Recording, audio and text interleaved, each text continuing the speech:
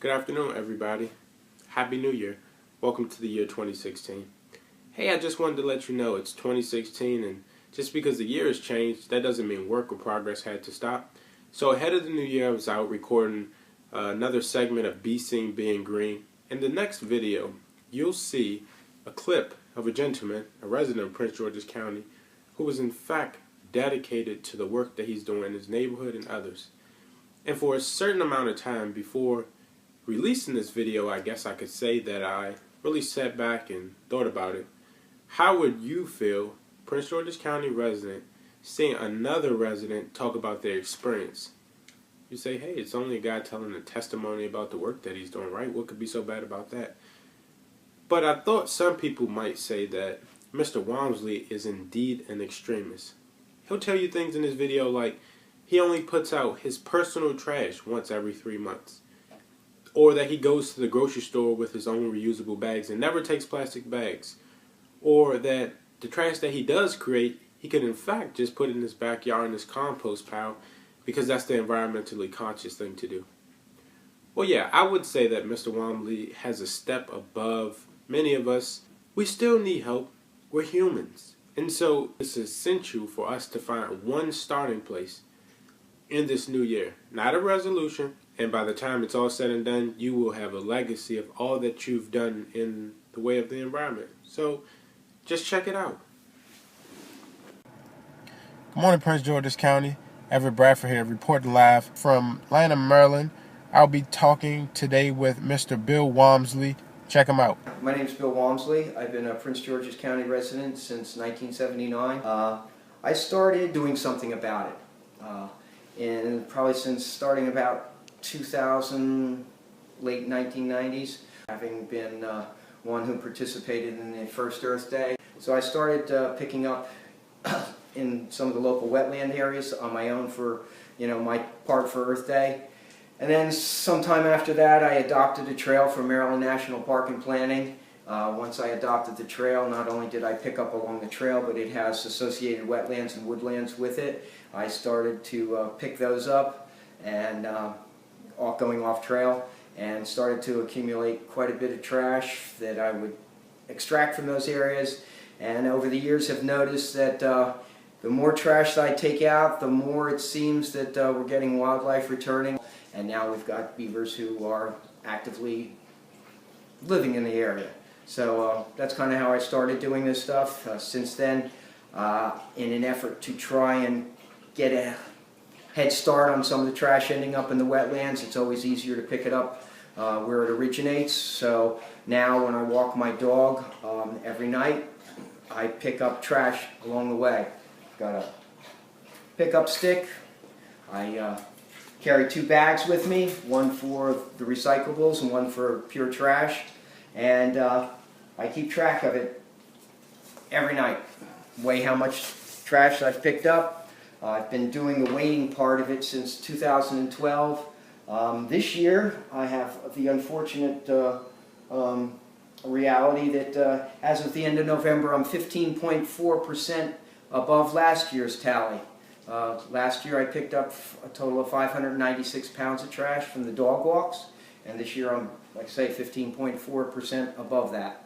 So it's not a good trend, but it's something that if we ignore it, certainly it's only going to get worse. I would certainly encourage anyone who has a dog that when you walk your dog every evening, take around a bag. So I had asked Mr. Walmsley to give us a brief introduction of himself and the work that he was doing in the environment.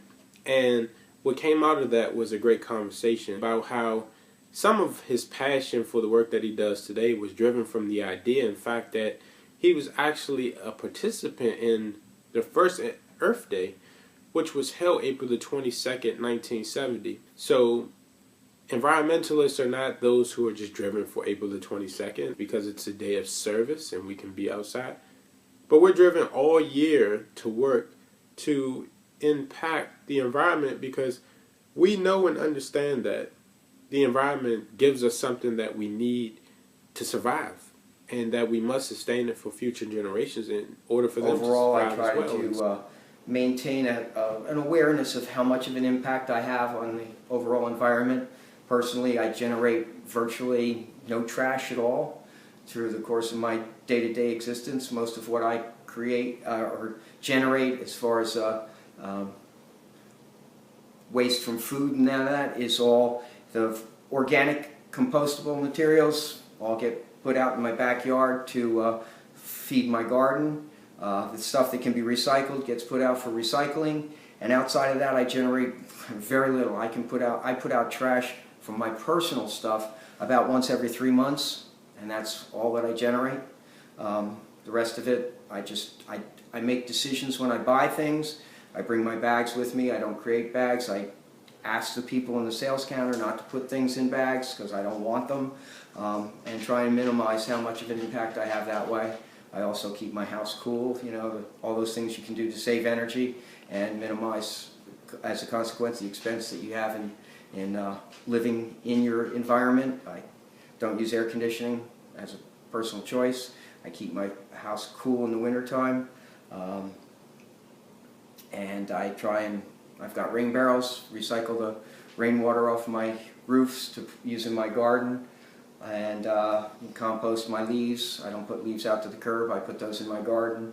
Everything revolves around trying to minimize how much I use, reuse what I can, and really almost eliminate to the extent possible what gets put as refuse to be taken care of in the landfill or that.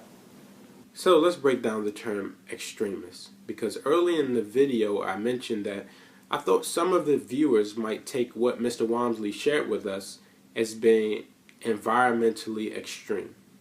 Well, essentially what Mr. Walmsley is doing is regurgitating our Tuesday tips that all Prince George's County residents could receive if they just sign up with us via our listserv with their email.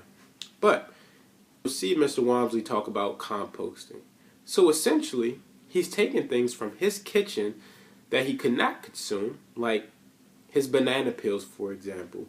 He's mixing them with browns. So the green would be his banana peel, the brown would be his yard waste. So his leaves and his grass trimmings, he allows it to break down, to decompose, to rot in his backyard, so causing little to no odor. And then when it breaks down to a place where it's a fine soil amendment, he just mixes it into his garden. So it's a life cycle that's not being broken. Everything's used over and over again. And then he also talks about the idea of smart shopping. In bringing in the new year, we talk a lot about resolutions, and a lot of people want to become more healthy. We get gym memberships. We want to exercise more. We're motivated to go to Zumba, right? Well, this is a simple trick that can help you get physically healthy, as also helping the environment to become healthy. So smart shopping. Plan ahead before you go to the grocery store. Never go on an empty stomach, and just because you're hungry, but take a list. And so this is one of the things that Mr. Walmsley does. He takes a list. He knows exactly what he's purchasing. And also, he'd probably tell you that he tends to shop on the outskirts of the grocery store. And why is he doing this? Well, we know that in the middle of the grocery store, you find some of the most unhealthiest items.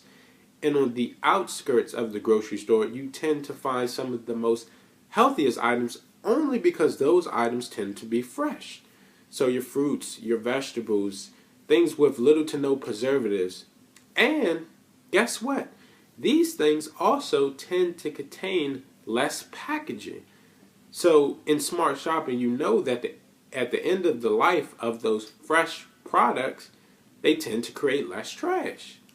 And then lastly, with smart shopping, Mr. Walmsley will talk to you about how he brings to the grocery store his own shopping bags. Let's pause for a second. Some of you all, some of the viewers, go grocery shopping. We take a list. We've done all the things right. And then we forget to bring our own shopping bags. Well, let's be one step ahead of the curve. And just put those bags in your trunk. And save them for that day when you do go grocery shopping.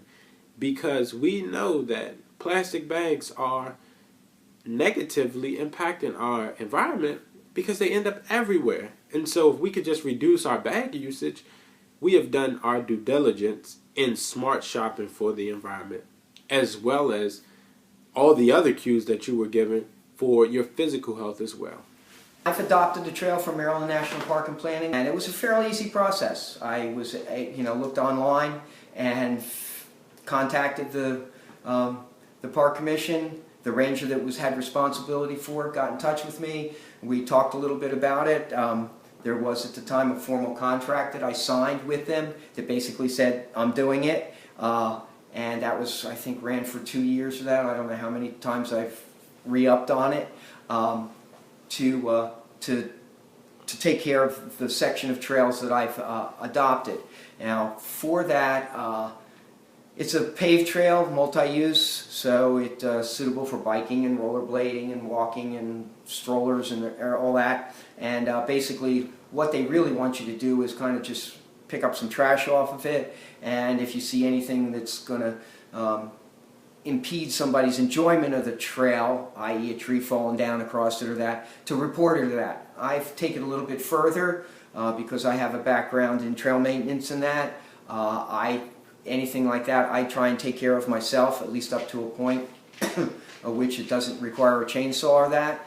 And I also have gone a little bit further than the confines of the trail itself, and at the adjoining wetlands and woodlands, I go through those on a periodic basis and pick up trash from that as well, just to again keep it as a as natural an environment. Because when I was a kid, we always played in the woods, and it looks like nowadays kids don't do that at all, and it surprises me. But at the same time, it does give me a chance to get out there and relive my childhood, and I go out and play in the woods and pick up trash, and everybody's the better for it.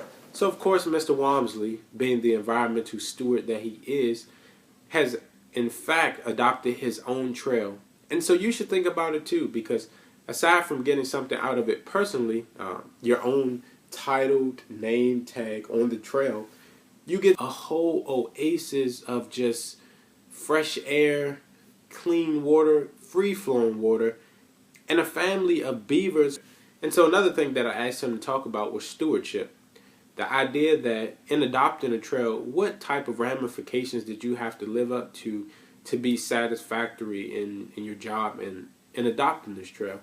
And surprising, he told me that there was not many rules or regulations to him adopting the trail, but that he had to ensure mainly that the trail was free, the walkway was free, so that people or residents who used it could get through it with ease of access. But everything else that he did on the trail, like ensuring that the wetlands were cleaned or blowing leaves with a backpack blower, those were extra steps and strides.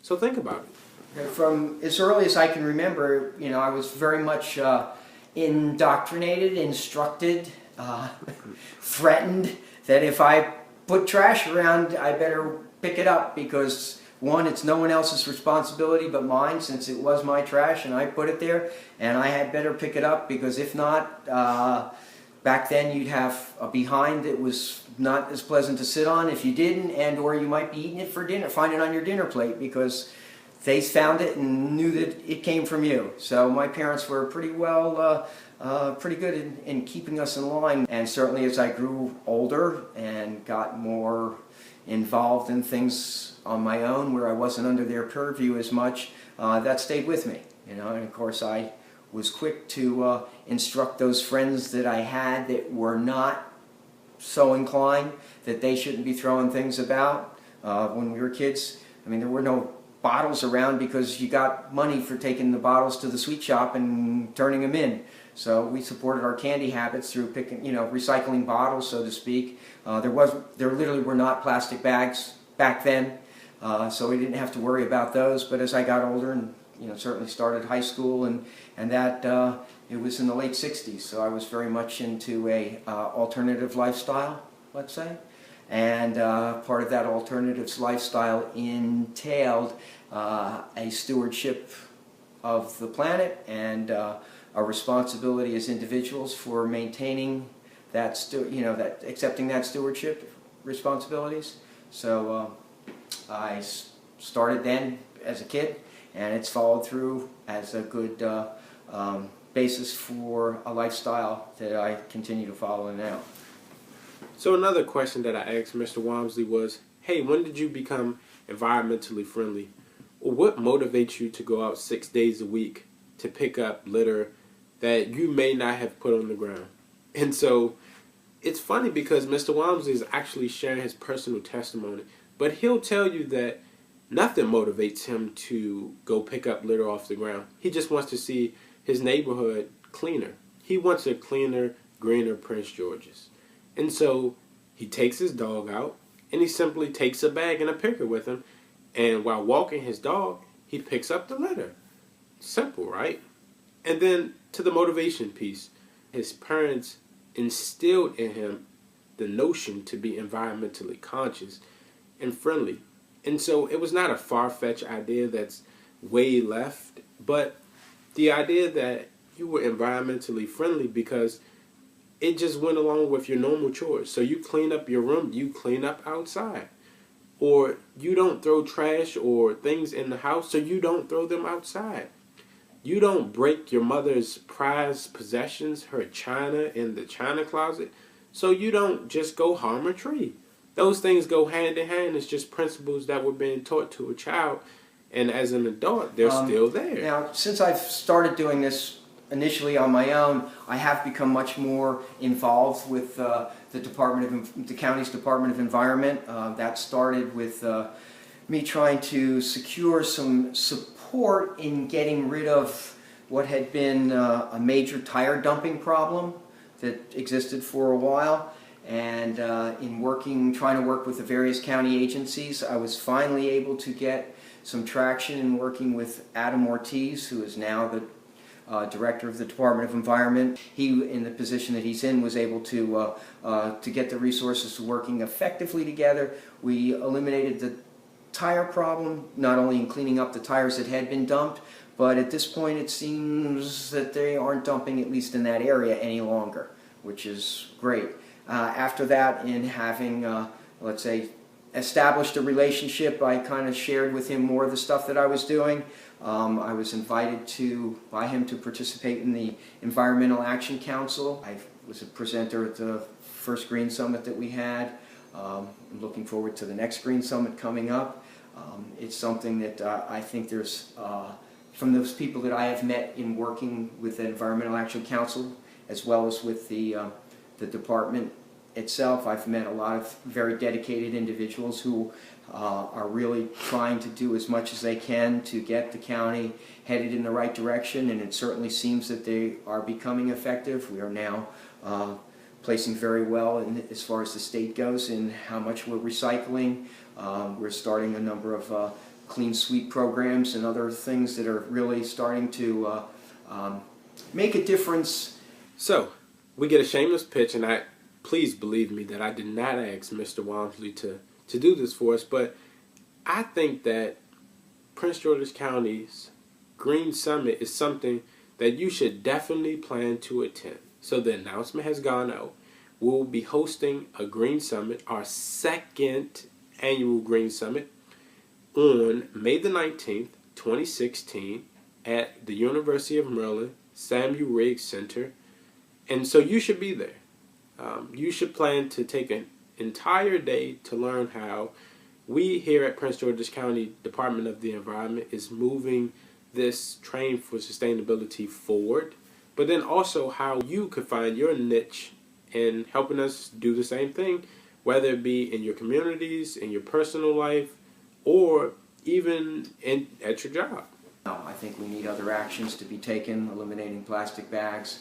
The county recently imposed a ban on styrofoam that will be taking place next July, which will be helpful. We get rid of the bags. We put in a way to get the bottles off the street by a deposit rebate refund on those, and that'll go a long way towards helping things. But the most thing that we need to do is change some attitudes, and people really have got to get on board that they can't continue doing this and expect that they're going to have a county that they can be proud of, and a neighborhood that they can feel comfortable in living in without seeing trash along the streets and that. And so it's something that everybody has to be part of the solution, because even if it's only a few that are the problem, they seem to overwhelm the resources of those who are trying to fix it, that we need to take action against those people who are the problem, and you know, by more effective enforcements or whatever, they have it to where they learn that that's not the thing to do, and that there's penalties to be paid if you in fact conduct yourself in a environmental inappropriate way. So in the bonus footage, you'll actually see us walking through the trail in the woods, and not for the Blair Witch Project, but just us walking through the woods, touring his personal oasis to see how the beavers have begun to dam up the creek, and even some of the problems that exist, like we seen an actual couch in the stream, and could not imagine how that would get there, aside from the fact that someone illegally dumped it. But, you know, we also had some successes back in the woods. So like I said, we seen beaver dams. We seen their work and play. We're seeing trees that are actually about to fall over. This mound right here is a beaver lodge. Yeah. We've got, I've seen as many as 4 adults, and they had 4 babies this year. Wow. And so they've basically dammed up and flooded out this whole area. Wow. For their liking. Of course. Now, of course, you can see they change things. They take all that. See that big tree down there? Yeah. And all this stuff. Like all this in here. So that's their work. Oh yeah. This is their larder for the winter time. You know, they've stockpiled this stuff up, and then if they can't get out, they can just come through here to eat. Wow. What they don't, you know, they strip all the bark off the stuff they like to eat. Yeah. And then they use the remaining sticks for building materials, both for their lodge, as well as there's a dam right over there. But so like I say, this used to be full of bottles. There used to be nothing in here that you could see. Yeah.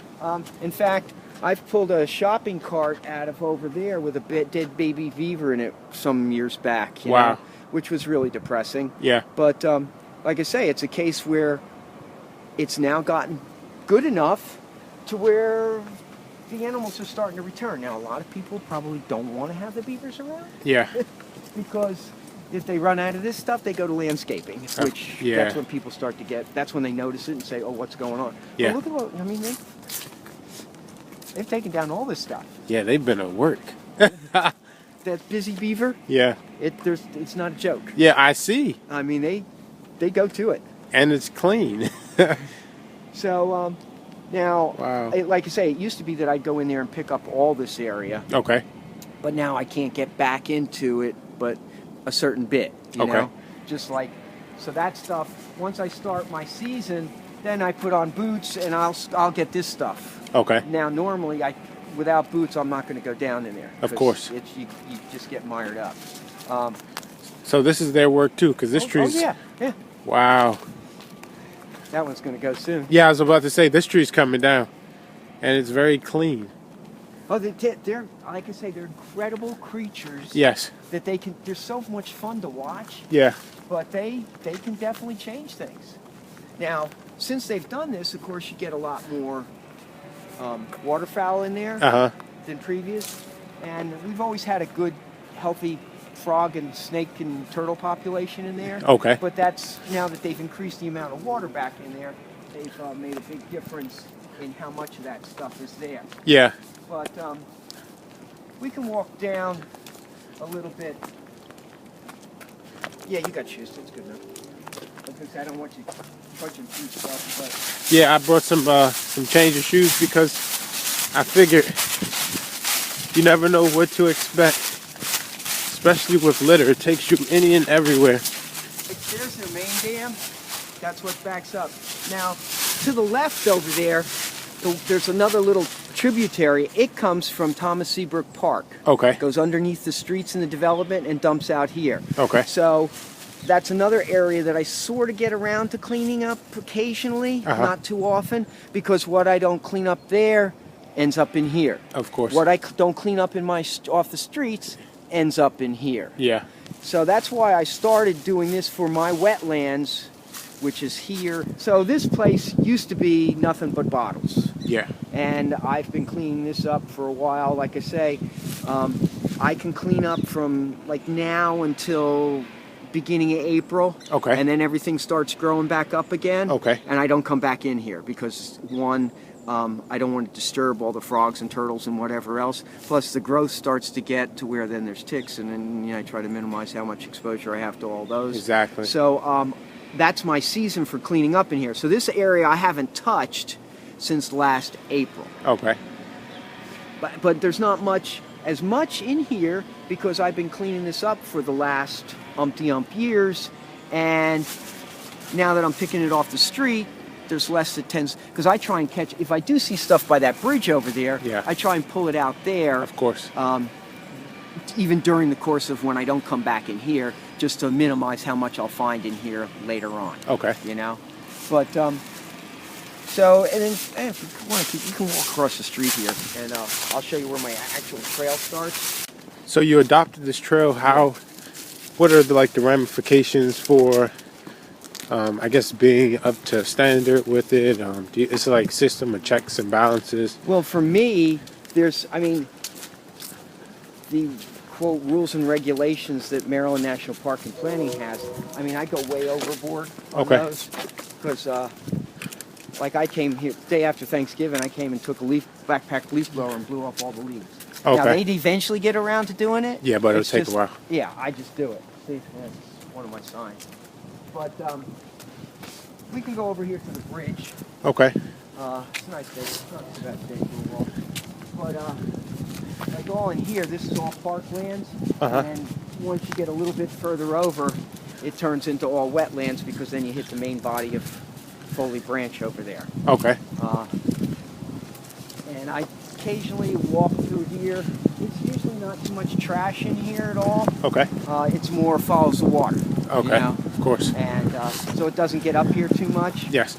My next question would have been, will you mainly get hikers and bikers back here? Mostly bikers, because this is a paved trail. Yes. And you can connect very easily to WB&A. So this, it's when I ride the WB&A, because the ranger that I have for my trails is also responsible for the WB&A. Okay. So when I get a chance, I ride that as well and report conditions to her on it that I notice. Okay. And she, she'll take care of it as she can. But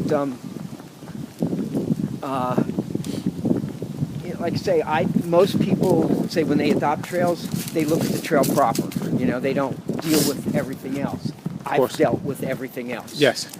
In a much bigger sense of the word. Because like when I first started, this in here was literally, you couldn't tell that there was water.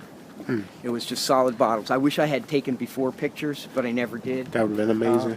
So I started first cleaning up here. It took me about 4 years of, that seasonal November to April to get this clean enough to where it looks like it does now with no trash in it, basically. Now there's some, so then I went from here to the other side because that's upstream. Of course, I was it's coming trying to get downstream. ahead of the trash, Exactly. catch it. Sooner you get it to where it's easier to pick up before it starts to get in here, because some of this place is, it's all got greenbrier in there. Yes. And then I started on the north end of my trail, which is where I'll be taking Baker. And I've been working up that end for like 3 years now. Okay. And getting stuff. But it'd be nice if they got a bottle bill passed. There was a premium on those suckers, and you wouldn't find them around because people, turn them in for the money. But until they do that... Well, we shall see, because there's talks about it again. Well, they need to come up in the state. When I was a kid, you didn't find glass bottles around because you got a deposit on them. And all the kids literally fought over them because you could take them to the sweet shop and turn it into candy. Basically. Exactly. And that's what the kids did, Bottles for candy.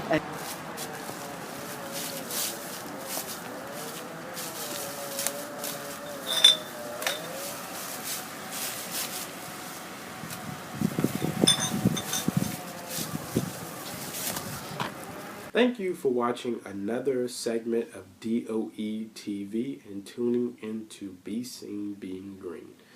So 2 things came out of this. 1, do you have what it takes to move Prince George's County's Department of the Environment forward? Do you have what it takes to move your community forward? If so, and you want to be a part of Prince George's County's Environmental Action Council, please contact me. And so we could sit down and discuss all what it takes to do that. And then also, are you doing something environmentally friendly? If so, why have you not contacted me? Because we need to feature you in one of these videos. You're important. We need you because sustainability doesn't happen from a mandate that we pass. So once again, thank you for tuning in to another segment of Be Seen Being Green with DoE TV.